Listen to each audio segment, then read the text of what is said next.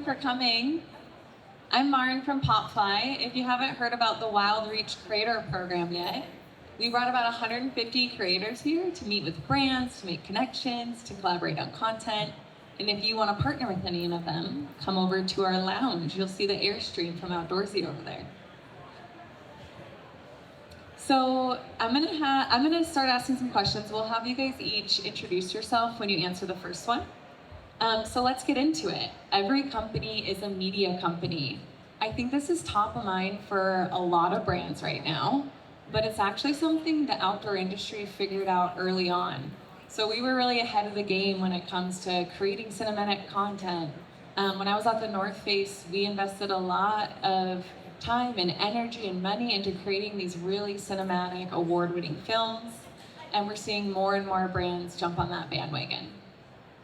So today we have 4 experts on stage who are living this all in very different ways, and we're going to talk about what's changing internally to make this work, to turn your company from just a company to a media company, to make content a priority so it's not just an afterthought, where creators fit in, and then where the outdoor brand marketing is headed.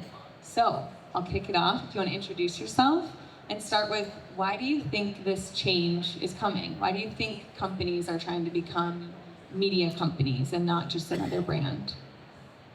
Happy to kick us off. Hi everyone, I'm Kayla Beckman-Barnhart, and I lead social media at Teva, or you might know it by Teva. It is Teva. Let me set the record straight. I know you know. Yeah, I think it's a lot of different things. First of all, I think just campaigns aren't the only way that people are discovering brands anymore. First off, they're meeting brands through multiple different touch points every single day. And when it comes to social media, it really is a revolving front door for your brand. So with every single post, it's an opportunity to introduce yourself or reintroduce yourself and what it's about. And I think because of that, we're needing to create content that provides value to our audience. And so the old days of just posting a photo of a shoe or a product on Instagram and putting a fun caption is long gone. And we need to think about, not only do we provide value, there's a ton of different ways to do it, but I think the brands that are doing it in a really smart way are creating content that gives something back. So I think we heard it from the panel before us, but that could be education, it could be information, it could be inspiration, it could be access to your brand, or it could just be a reason to believe. And because of all of that effort that is going into creating this post that gives something back, you really are having to think of it in a production type way, and almost instead of a marketing kind of way. I'm Georgia Grace Edwards. I'm the founder and CEO of Nara Apparel, and we are most known for our patented Go Fly zipper technology, which goes viral quite often for all sorts of different reasons on socials. And I think that we're in a day and age where it's not just every company is a media company. I think every individual that exists online is now their own media or PR for themselves. And so I think that expands outward. And if you're not controlling what your narrative and what is important to you, if you're not the one who's in charge of that, someone else will write the narrative of that media. And that's the biggest shift I've noticed over the past 4 years of being in the industry. I'm Neil Robinson, VP of Design and Brand at Outdoorsy. Bring a slightly different perspective to it, certainly one I think Georgia could maybe resonate with, is investor pressure. You know, we're very much a startup. We've been in existence for all of 12 years, and I think there's just a growing impatience with the lack of sustainability around paid advertising. If you think about it this way, the average meta ad has gone up by 12% in the last quarter, year over year. So you've got a real pressure to kind of be more sustainable, and I think ultimately, despite our startup status, we're now trying to kind of create the dynamics in investing in brand and investing in content.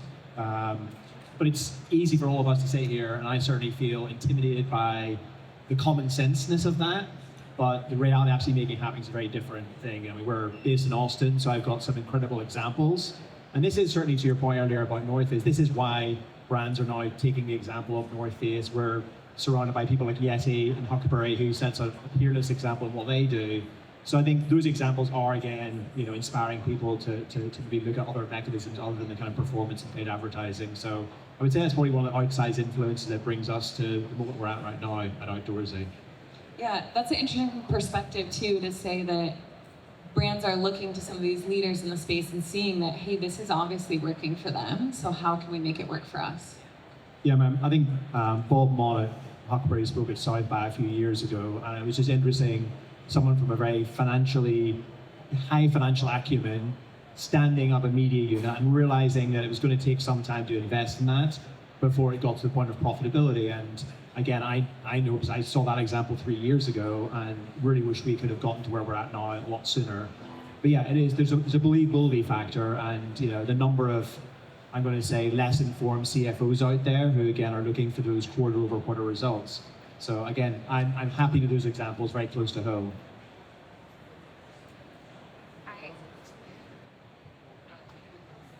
Hi, I'm Gina Turpel. I lead marketing over at Osprey. I'll follow your lead, not Osprey, Osprey.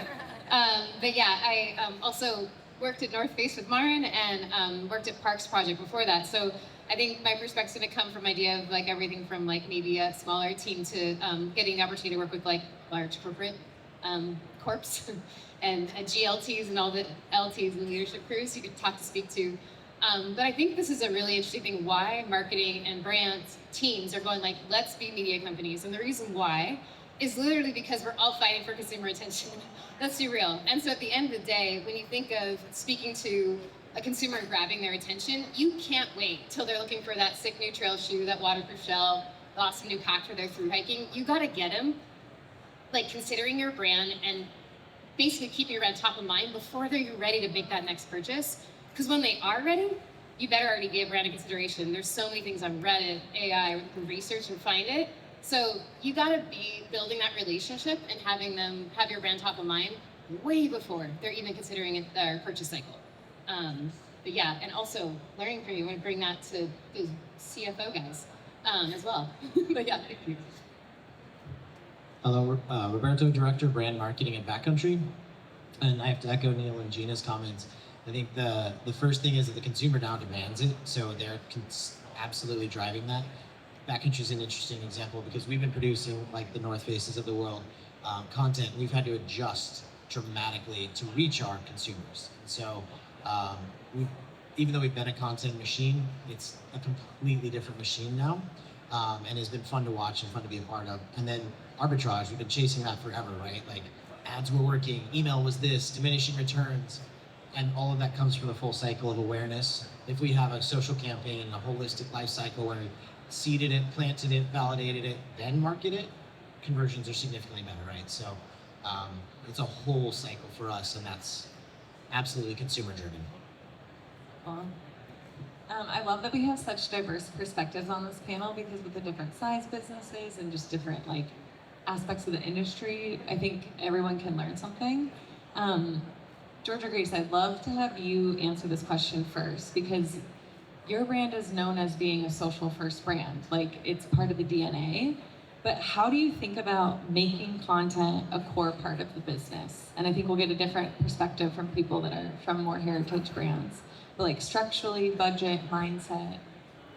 Yeah, content started as the core part of our business out of pure necessity. So for better or for worse, we did a crowdfunding campaign that more than tripled our goal at the end of 2019 into the beginning of 2020. We all know what happened then. So then these hundreds of pairs of pants that we'd sold didn't exist. And so all we could do was talk. There was no product to deliver. There was only talking to be done. So that showed up across all of our channels. That was the start of our social following, taking customers behind the scenes on like, what does it actually take to bring a product to life? And what is actually behind these delays? And also in our emails, doing updates about what was going on, talking about our mission, figuring out more use cases for future products once we eventually got inventory. So it started out of pure need. And in that sense, we're lucky in that we've been able to carry it forward as still that core tenant. We try to have 3 pillars of content. So one, it's aspirational, but if it's aspirational, it still must be honest. 2, we like to use humor as a way to bring people into the conversation and make them feel more comfortable. But if we're using humor, it still has to be about something that's important and meaningful. And 3, if it's brand story, it still has to be relatable. So we're constantly trying to find a balance in those 3 buckets of content that strike a tone that is relatable and meaningful and still gets the brand in front of you. But more than anything, we want our customers to feel like they know us and they know the other people that are using this product and they can see themselves doing it. So that's how we've thought about it. And even as we've scaled and done partnerships with billion-dollar companies, I think that kind of scrappiness that historically we would have been expected to let go of, that's become our biggest asset, and that's a huge thing that we bring to our licensing deals. We're not just bringing the GoFly zipper functionality, we are bringing the weight of 6 figures on every single social platform worth of followers who are already educated, who are already familiar, and who are already hungry for this functionality across products and across brands. So I think it's easy to discount founder talking to the camera or things that are not nice, high media productions, which maybe one day or maybe not, we'll see. But yeah, it's definitely been a strength to lean into how authentic and grassroots we are. I love that. I remember I spoke at Outdoor Media Summit a few years ago. It was like right when brands were first starting to get on TikTok. And so many of the outdoor brands were like, "Oh, this is scary. We don't want to do it. We're just going to wait and see what happens." And you guys were early adopters. I remember I had you in my presentation. And then there was a lot of small brands that were like, "Oh, we could do that because it's not a $200,000 production." Yeah. Gina, I'd love to get your perspective from like a legacy brand, like more of how do you evolve and shift the structure? Yeah, thanks. And I'm a huge fan of what you guys did. It's amazing and incredible. So looking at it, from a brand perspective, the way I'm looking at it now and the way I've looked at the last maybe 5 years being bigger brands, I think it's really looking at, and this is a problem that we can have, legacy brands year over year with lasting marketing teams. You kind of are pivoting right now when you think about being a media company of like the channel by channel request approach. And Mara and I live this, but it'd be like, here's your email art request, here's your social art request, and then you hope it leads up to your business goals, right? That doesn't work anymore. You really need to make a content calendar and go, okay, this is the story that I can tell with the most credibility, not campaign by campaign, but lasting. And then, okay, what is the best place? Where's my audience? How do they best want to receive that message? And is it brand led, or is it really, are you going to like leverage a content creator who like can speak to it more directly, maybe more fluently than you can because you're just wrapped up and excited about the innovation behind the scenes, and like make it like really cool? So I think the biggest like way of approaching content now isn't looking by siloing each channel of marketing, but instead bringing it other to one calendar and then looking back and going, okay, what's the best place for this content to reach the most people in the best way? And maybe it's 2 or 3 of those channels, maybe it's just one. But you really approach it that way through the outcome rather than the check my email box, check my, or to be honest, the bolt-on approach of going, okay, let's put this here on all channels and rinse and repeat, just production size is different. And you're like, wait, why didn't it work on these 3 channels? And it's because it wasn't social first, or maybe it wasn't actually like, your email audience is so different than your social audience and what they want from you in that moment. So really just looking at it that way. I'd love to hear your perspective, Roberto. Sure. Backcountry is an interesting one because we are both a brand and a store, but more known for our store, right? So we've got BGA, which is our own line, our own brand, that were built in the house, designed by gearheads, tested by gearheads. But what has always separated us, as mentioned, is our gearhead advantage. And that's the single thing we hang our hat on. And it's that authority that we try to express. And the way I see working, our brands are sometimes our creators as well, because they are a subset of what we're doing. And so their authority becomes our authority, then our gearhead authority becomes their authority. You now know this is the place to go because people know what they're actually doing. And we've stood on that always from day zero and continue to do that today. So it's, yeah, that's been a big part of our content creation plan. I think the way I look at the brand, as Gina was explaining, is like it's a person, a personality. And if I go to a sports bar in, I don't know, Long Beach, I'm gonna behave a certain way. If I go to a speakeasy in like Manhattan, I'm gonna dress and behave a different way. But I'm all one person, all one brand, and you have to behave those different ways, like email or social. Yeah, it's the same person, but it's got a little difference. Like maybe I got a button up on one, and I'm in board shorts in another. So it's just you have to approach it that way and understand the messaging. Then you got to have that content that is not fake, not falsified, because today's consumer is very savvy. So. I love that. Neil or Kayla, anything you want to add? Yeah, for us, this is still very much a work in progress. Gina, I loved what you said because this is something that I have been herming for more than 4 or 5 years. It's always a social girl. It's always the social girl. I think for me, I've had a breakthrough this year, so hooray. But I think for me, the breakthrough was helping the business see social as more than just a place where finished campaigns go to live. Nothing bothers me more than that, and I think when social is in the room early, you do get way more valuable signals from your audience. You do get more platform native content. You usually get more creative content that is resonating. And I think for us, that has meant just a lot of testing, a lot of advocating, a lot of showing that value in real time of like, hey, the campaign assets that everyone made did this. And then the content that we made that was a little bit, you know, not expensive and a little bit more fun and considered our viewer perform like this. And when you have enough of that data, I think that it's easier to convince the business to do that. And for us, you know, like I said, we have had breakthroughs. So we recently have hired a position, full-time position on my team to do mainly TikTok content creation, some Instagram, YouTube shorts as well. And we've also moved dollars from our big campaign budget into social first content, which for me does feel like a really big win. Thanks, that's awesome. I think it's really interesting hearing different brand journeys. I think when Georgia was talking about how, as a social first brand, it was a necessity. I feel in some ways outdoorsy was the almost opposite, where it was a luxury spend for us because being birthed during the pandemic, we had so much inbound demand.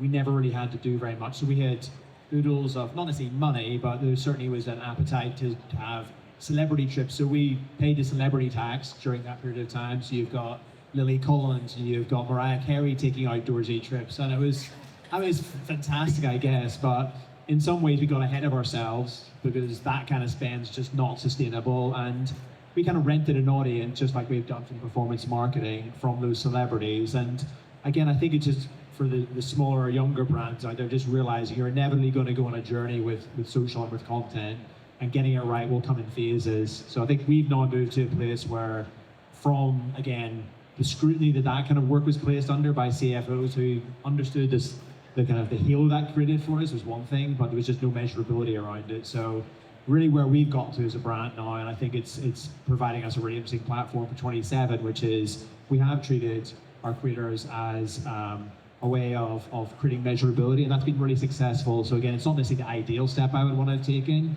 but it's now been a bridging gap to us to get to more exciting things next year. So, and it is possible, and I think that's the key thing. It does take the partners and the tools, but yeah, getting the team right is not an easy component of that. So we're even though we sort of have a national presence, we've got an incredibly scrappy and small team to make it all happen. Yeah. Well, a lot of you guys touched on creators and about different channels and how you need to make content that's going to work across it all. But I'd love to hear more about each of your brand's creator strategy, and how do you think about creators as being an audience that you're not just renting, but an audience that you're like connecting with and building with and collaborating with. And Kayla, you want to go first?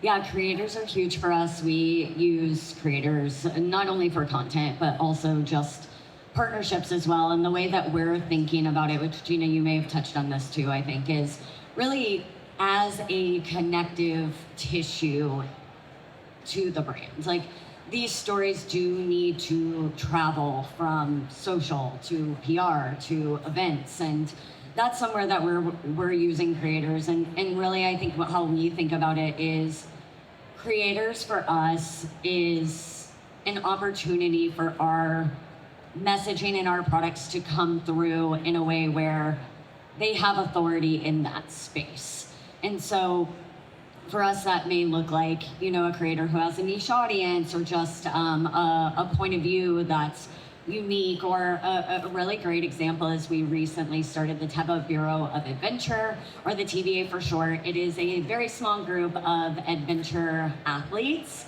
And we realized that not only are they creating absolutely amazing storytelling programming, but we can pull them into our events, their field marketing, our demo testing, and we're able to create those relationships from multiple touch points. Plus for us, you know, Teva, obviously, we started in the outdoors, we started in the Grand Canyon, and we do have a over 40-year legacy in the outdoor space. But for a while, we got a little lost in the sauce, and we went hard in the lifestyle. So we are earning credibility back in the performance pinnacle outdoors. And being able to have an athlete, you know, like Mike Wardian or Aaron Ton, where we're showing the development of a product story through them helping develop that product, and then we're showing their real life feedback, and we're showing the iterations, and then all of a sudden, Aaron Ton is doing 3 14ers in a row in that product. Like, that really is the story, and that is the credibility for us. And being able to tell that through all of those marketing touch points really makes that story a lot stronger. And they do, to your point, they become part of the brand, not just as somebody we are renting out of, hey, talk about this. I think the strategy there is less of look at this product and more of look at what this product makes possible. At NARA, with a small team, especially a small internal team, constantly having our own faces is useful because it builds that credibility, and it shows that, like, I as the founder am also out here live streaming. Like, I'm not asking anyone else to do anything I'm not comfortable doing and talking about first.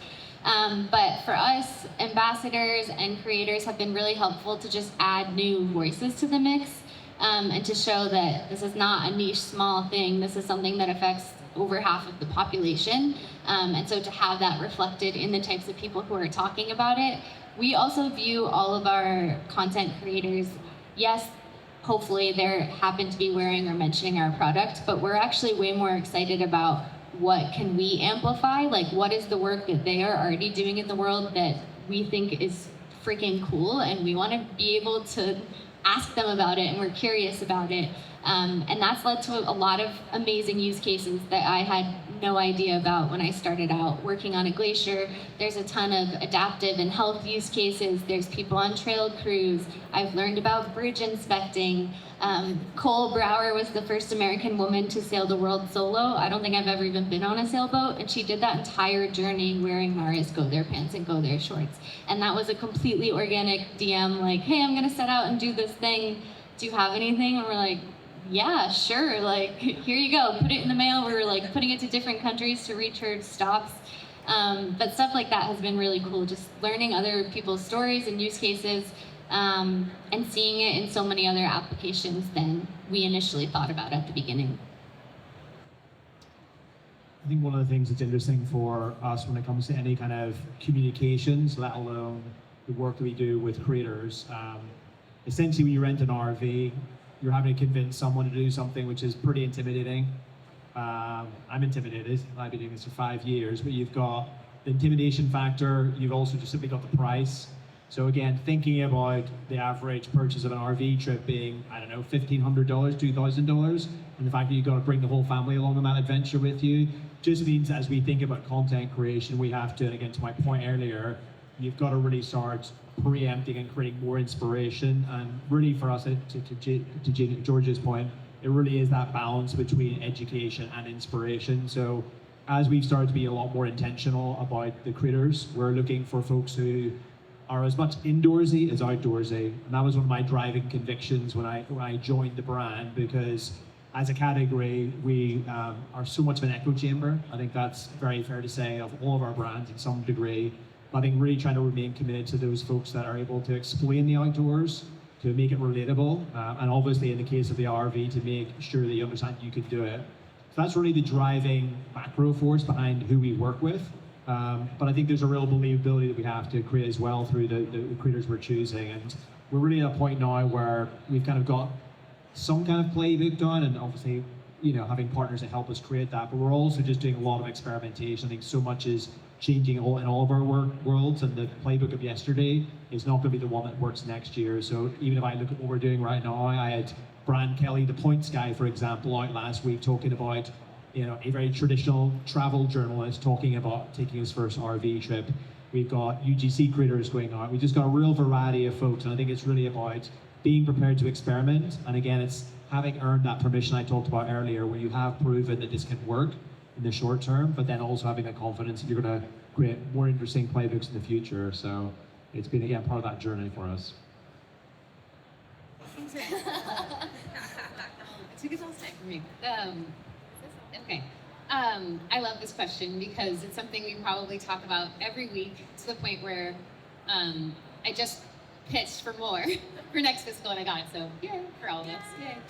But I think what's so exciting is that with content creators, there's a lot, as all of us in the outdoor space, when you have product innovation and product designers and marketers that are all like loving this. As much as we live it, we love it. You don't need to convince us that we feel like we've done the best for the consumer with this new pack that we're about to launch, right? But at the end of the day, if you look at consumer insights, there's less and less trust for even like e-com D2C product reviews, right? You need your product reviews to be like 5 stars. But at the end of the day, if they're all 5 stars, they go, okay, cool. Let's just like maybe back here in the product decision cycle, but it's not a buy signal. And when you think about buy signals, that's content creators. Because at the end of the day, you go, okay, what can we really lean into here? And it's their living experience. Because when you get an outdoor content creator that like loves what you do, you go like, hey, of course you're saying like, can you test this pack? Check it out. Like, do you like it? If they don't like it, they are trust and they protect their community that they've built. So knowing that they're doing their job to the best of their ability, you find the right one, and they go, oh, heck yeah, I think that's sick, I'll try it out. Then you go, okay, this is awesome, okay, do it. And then they can actually launch your new product, not using a brand campaign image, because they're giving that lived experience, that social endorsement that ends up being that proof point, that's the buy signal. So it converts. So it's like the best like conversion tool, I guess, when you look at like how do you get that thing of this great idea you've already built for years behind the scenes, and like how do you get it to convert faster? And that, I think it's like content creators as that like, you need all these other levers, but that's the like, get it over the line. That's how you get it over the line, is this crew of people that you can eventually, over time, build to become almost like an ambassador crew, maybe, because you're not maybe pitching out, you're also going like, these people get our brand, that we like the content they're doing, this is rad, because you do want to give them a little bit of their creative license. You don't want to give them a script, that doesn't work, you know? And I think what's also really exciting about creators and just building these like crew of community and people is if they don't like it, oh man, I'm bringing them back to the product team, right? Because they also have that lived experience. You're like, wait, whoa, tell me more. Don't post about it yet. We'll fix it. We'll do 6 more of these samples before we get it right. Like that's valuable. So I think it's that whole thing of like you begin a relationship that helps inform, make you better at your business, but also it helps convert what you're trying to sell now if you know that you've done the work to make a crazy, awesome pack that you can't wait to get out there. So yeah, I think it's that piece of the strategy to like help drive revenue. So full transparency, I've been at Backcountry 7 months. It's a 30-year-old business, so my legacy with Backcountry is short. So I'm gonna jump in the Wayback Machine. I co-founded Oru Kayak in 2012.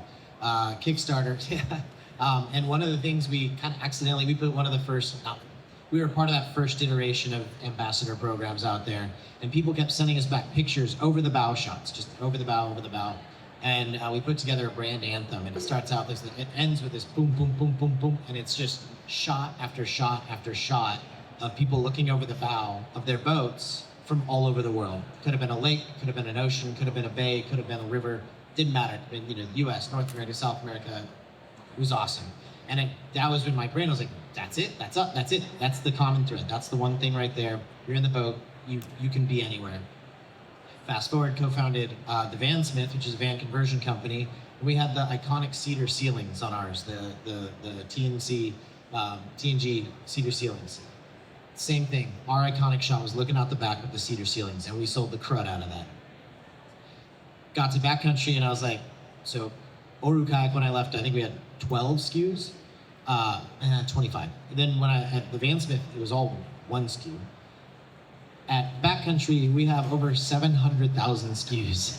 So I had to really, really dig deep, and it was right in front of us, but to find that single thing, and that was the gearhead advantage, right? So that could be taking somebody from a blue skier to a black skier, making their boots more comfortable with our gearhead. It could be Backcountry Garage, where we're helping emerging brands have a footprint at outdoor retailer being presented to other retailers on our dime, right? Like that's our gearhead advantage. Or it's taking and helping somebody become a Rampage rider for the first time. So that was what we leaned into. That's kind of been the cornerstone of everything we've done. And with that, the Venn diagram becomes more of like a nucleus to a sphere, and you can reach so many more people as long as you have that core component to it. That's kind of what I stand on for us.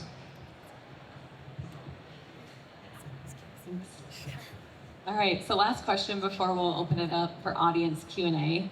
But I would love if each of you could just leave some parting words for everyone in the audience that wants to know what should they start doing now so that they don't get behind, so that they can start building their own audiences and that they can feel confident in that. I think that in the future, and by the future I mean yesterday, just to be clear. It's 1 minute ago, you missed it. You're already behind. Just kidding. You're never too far behind.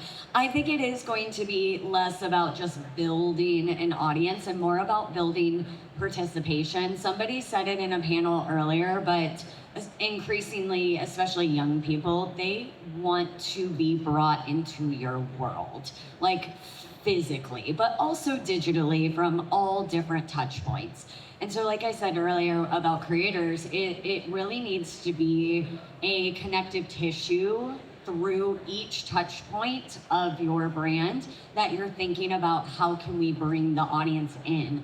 How can we bring them in on a development of the product, on the launch of the product, on the reviews of the product, all of that. And so I think if you can figure out a way to bring that audience in a way that's real life and bring them into your world from every single touch point, then that's where you really build those true, very loyal fans of a brand. I think that we know algorithms are going to change, we know trends are going to change, we know paid is going to change, we know PR is going to change. The thing that will not change is your core customers and your understanding of knowing what you're doing. And so I don't think owned is going anywhere. And I do think that's the place that if you got to put your eggs in a basket, the owned is the basket, you know, like that's what everything else goes into and feeds off of. So I think my advice would be don't take those early adopters and people who are naturally excited about it without being incentivized. Do not take them for granted because like they are the backbone of everything else that you're doing.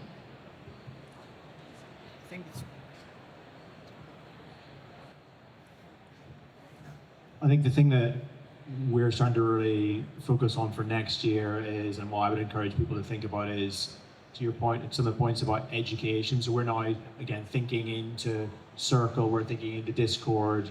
As a company, we've been in probably our biggest brand investment in buying physical properties. So having a space where that kind of community and content can be created, where you have the same end goal, which is engagement, but just coming at it from a slightly different route. So I think that's part of it.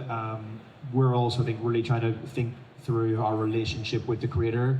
They're obviously in business and having to, again, have a sustainable operation on their own side. So we're now actually hiring some folks full time, which we hired our first content creator, again, really to come and help build the business. So it's not just even coming in to build more content, it's actually thinking about how the product experience works and using their expertise there. So I think that's a a new level of believability we have as a brand when they're adding their insight into the business, not just in terms of how we promote it, but how we actually operate it. One parting thought. This is like so hard, but I have I'll try to do two. But the one I'd say is audiences. So I love what you said about owned and like building these audiences. I think at the end of the day, one thing to take on this that I've learned over the way is every time you're looking at this, get out of your strategy brain for 1 second and go, be human. That's it. So like it's about relationships with your audience. So like just be in the business of like relationship building. And I think that will like win always. And the other thing too is when you're thinking of where to begin, because it can be freaking overwhelming to know where to start. Think of what does your brand have the most authentic or credible thing to talk about? What can you talk about most easily? Because when you think about, and maybe this is very coming from too much of like years in meetings, but I will say that like you can think of like, I'm scared to give up my brand guidelines. And you're like, oh my goodness, okay, here we go. And I'm like, wait a minute, if we're telling the most credible thing that's the most core to our brand, and if that's the topic, and we're gonna bring more Gen Z and younger consumers into our brand, then it's a relationship. So yet again, we can say, this is our story. Does it relate with you? Yes? Go. That's it. So don't be too much of like, but where's my logo or where's this? It's like your product. We're in the business, in the outdoor industry, we're in the business of transformational change for humans. Where are you at? Where you want to go? This is the product that's going to get you there. That's it. So like if you think that way, it all of a sudden is like so simple. But yeah. I'm going to try and keep it to two as well. The first one's super simple though. It's stopping. So stop logo slapping things. Trade that for something meaningful. We had a partner, UAC, Utah Avalanche Center, right? They're like, oh, for $1,500, I mean, $1,500, we'll put your logo on our banner at this event. I was like, I'll pay you the $1,500. I would rather have 3 reports of avalanche conditions November, December, and January instead. And they're like, oh, we can do that. I mean, yes, right? So I encourage everybody to stop the logo slaps. Like, just if we stop investing in them, people will stop offering them and start offering better stuff. So that's just general. Yeah, I forget the second one, but that was.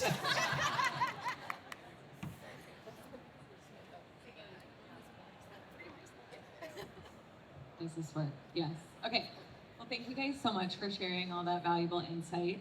We'll open up to audience questions for about like 5 to 7 minutes here. So who's got a question? You want to come up? I need to be on the mic. Hi everyone.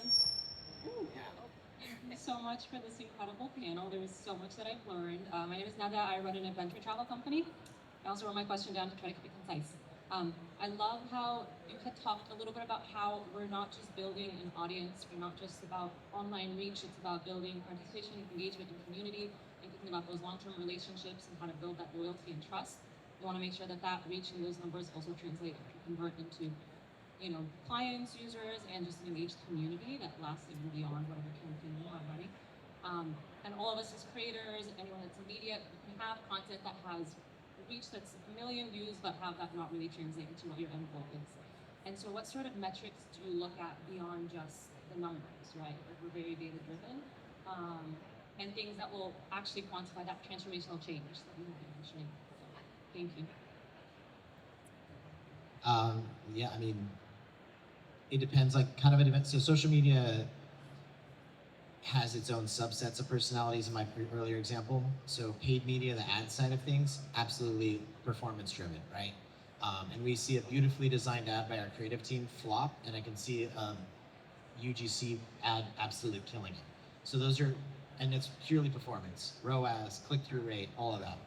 I can tell you this, that organic social drives very little revenue for us. But the awareness, the strength, the validation, the brand presence, so you get share voice, you get, you know, engagement, intent, and then I ignore some of that and I just do the things that I kind of want to do also because I believe it's what the brand wants to do, and you do it long enough it becomes a behavior and it means something. So I don't know if that's helpful, but. Anyone else have any more? One more? Hello. One more thought on that. I think beyond the obvious metrics, which also what we're optimizing for is constantly changing between likes and shares and whatever. We think about it as like word of mouth will always be the number one way that people hear about us. Like we are just something that you talk about. And so what are the pieces of content that we hear people talking about or that spark a conversation that we see elsewhere? And it's hard to put a quantitative like measurement on that, but it is a gut feel. Like if someone's bringing something up to you, generally it's something that like resonated in a way that made you want to talk about it. So kind of nebulous, but a gut feel. I'll add something too. I think I touched on participation, but I think participation's a big one for us in organic social. Like, yes, of course, we want to see what kind of metrics we're drumming up, what kind of engagement, reach, all of that. But one thing that I'm always telling my team is a lot of things that happen is in the relationship building. So are we getting DMs? Are people engaged in this conversation? Are they asking questions about the product? Are they asking about use case? Also, on the same sense, like from the UGC standpoint, are we seeing influx of UGC, of people wearing the products to go and do the adventures that we're recommending that they do in this product? And is the use case, we had something not too long ago where someone was using a product that is a very lifestyle product and was upset that they rolled their ankle while hiking, and we're like, well, it's not a hike product, but that's very valuable feedback. And yeah, I'm printing it out. Like we're not just emailing it, we're printing it out, we're redlining it, we're sending it to the product team because that is very valuable feedback. But yeah, we're looking for those participation. Even outside of social, are people showing up to our demos? Are they engaged? Do they want to see what we have out? Do they want to engage in our community runs, our community hikes as well? I was gonna say, I love, she covered most of this, I'll be really short, but engagement rate is something I look at like all the time. And then the other one, if I talk to my e-com partners, they're asking about ROAS every day, right? But I think what's cool to look at before you look at ROAS is going like, okay, look at this UGC content or this creator content that performed really well on organic, now let's put that into paid. That's a sure bet for me to show a higher ROAS. So I think that's another way I'm looking at it. Like I watch for perform organically in conversation, again, relationship building, and then when you get a DM, like I have a question about it, I actually go back and go, should we do another creator ad and have them answer that question for us? Instead of maybe us being like, we answer the one human that's getting to us, but then like, ooh, that's an idea. We have some frequently asked questions that we're gonna throw straight to creators in our next brief, and the reason why is because like they're gonna answer it better than us. Than if we try ourselves. We'll give you the tech answer if you want it, you know. I love that so much, Sheena. Actually, like not just taking the feedback, but like turning it into new content. Who else has a question? Taylor will run in the mic. Hello everyone, my name is Brittany. How are you reimagining IRL communities to URL experiences? What is your internal process in deciding what to invest into, with the creative budget shifting per trend?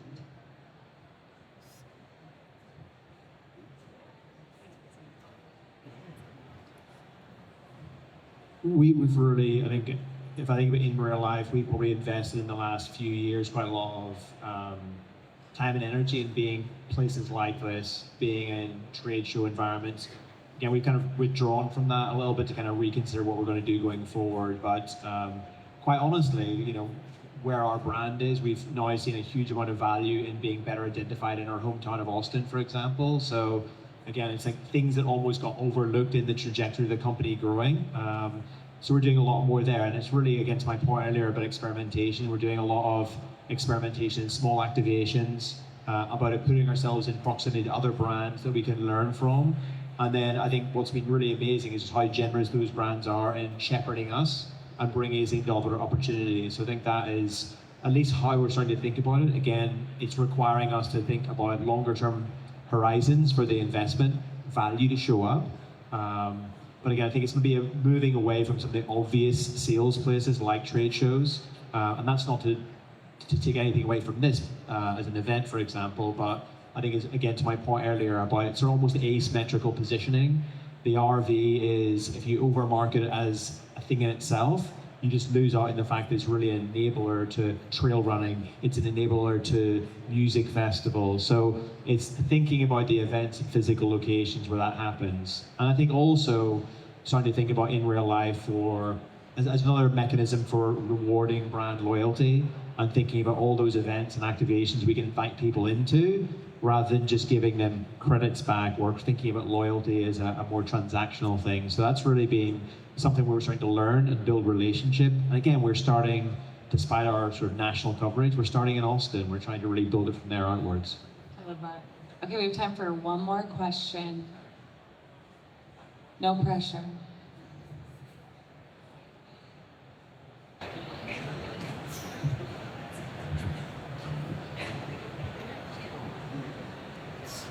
We got one in the back.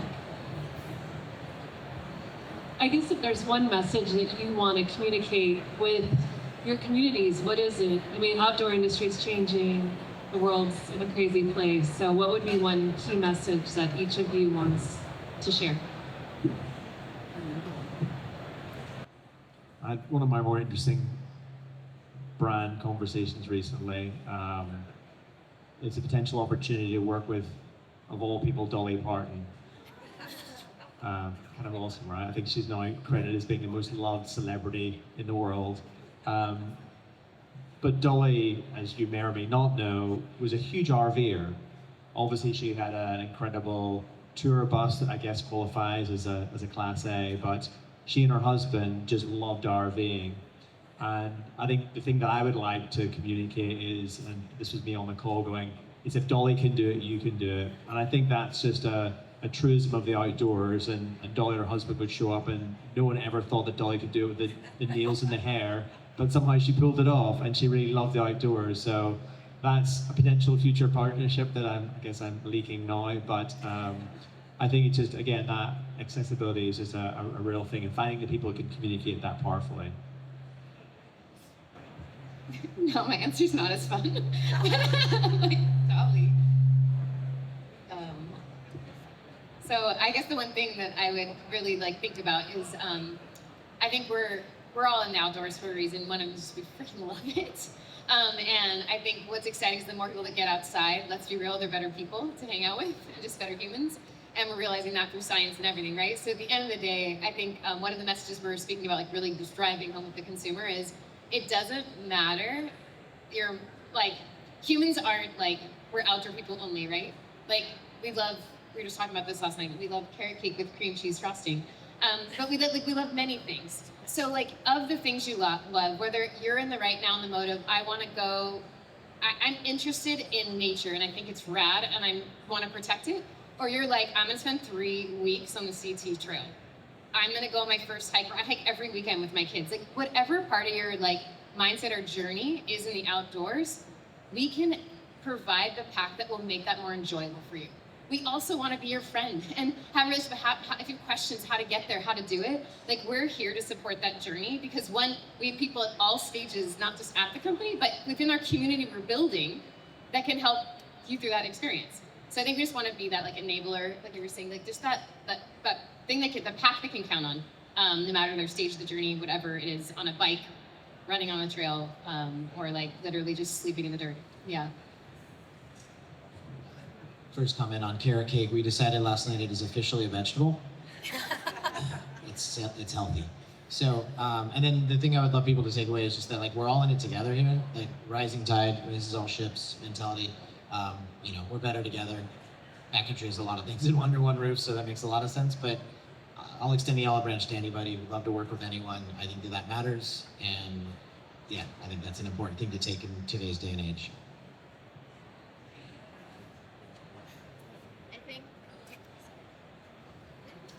Right now, there's a lot of conversation about how your actions affect other people, especially as it relates to climate, yada, yada, yada. But I think what we forget sometimes is the flip side of that, and how your actions can inspire someone, and you might not have any idea. And the example I have of this on more of a personal note, I'm training for the New York City Marathon right now. Thank you. I lost my dad to ALS, so I'm running it for an ALS charity team. And I've been sharing about it a lot because I'm super nervous. I'm not a runner. And just sharing about that journey has brought so many people in and there are multiple friends who are like, I didn't think I could run, and now I'm also signed up for the marathon, and I'm also fundraising for a charity, and now that's thousands more dollars we're putting towards a good cause. And it all started with sharing something that's scary and vulnerable. And my intention in doing that, I had no idea it was going to inspire someone down the road, ripple effect. But I think it's the same thing with our brand. Like, women were not wearing pants on the floor of the US Senate until 1993. And then one day, a woman in the Senate was like, I think I'd like to wear pants, and then passed it.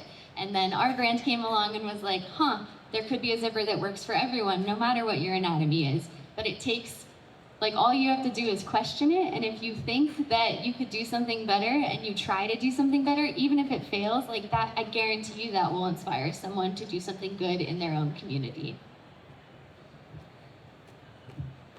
I love that. All very insightful answers. Mine's going to be a little bit more simple, but I think being in the business of outdoors, like it is a job. It is about creating income, and but I think at the end of the day, that a really important thing that I always remind myself of, and I try to remind my team of, is that the outdoors should be fun. And that really should be the filter that we are running every single decision through is this fun, and what does this give back, not only to us, but to the communities that we serve. I love that. Thank you so much. All right, well, thank you everyone for joining us. It was great having you. If you want to have some fun, come to the Pop Play after party tonight, 6 to 8 p.m. Thank you.